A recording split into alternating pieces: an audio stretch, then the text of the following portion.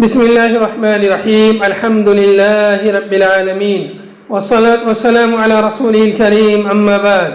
ناظرین کرام السلام علیکم ورحمۃ اللہ وبرکاتہ۔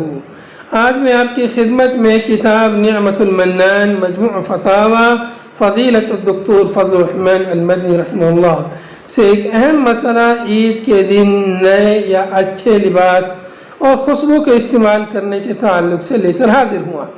مسئلہ یہ ہے کہ آپ رحمہ اللہ سے سوال کیا گیا کہ عید کے دن اچھے کپڑے پہننا اور خوشبو لگانا کیسا ہے؟ آپ نے اس کے جواب میں فرمایا کہ عید کے دن اچھے کپڑے پہننا اور خوشبو لگانا مستحب ہے۔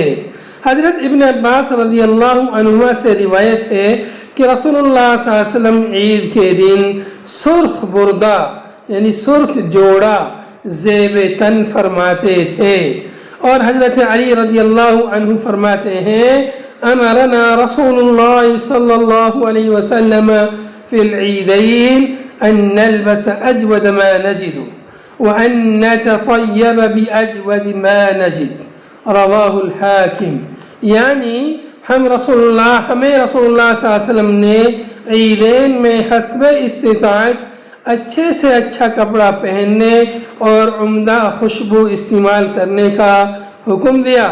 مجموعی طور سے یہ حدیث قابل استدلال ہے، اور علامہ ابن القیم رحمۃ اللہ علیہ فرماتے ہیں وَكَانَ يَلْبَسُ لِلْخُرُوجِ إِلَيْهِمَا أَجْمَلَ ثِيَابِهِ فَكَانَ لَهُ حُلَّةٌ يَلْبَسُهَا لِلْعِيدَيْنِ وَالْجُمُعَةِ کہ رسول اللہ صلی اللہ علیہ وسلم عیدین میں اپنے سب سے خوبصورت کپڑے زیب تن فرماتے تھے۔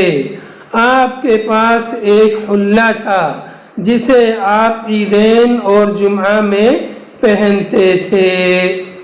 وآخر دعوانا ان الحمد للہ رب العالمین۔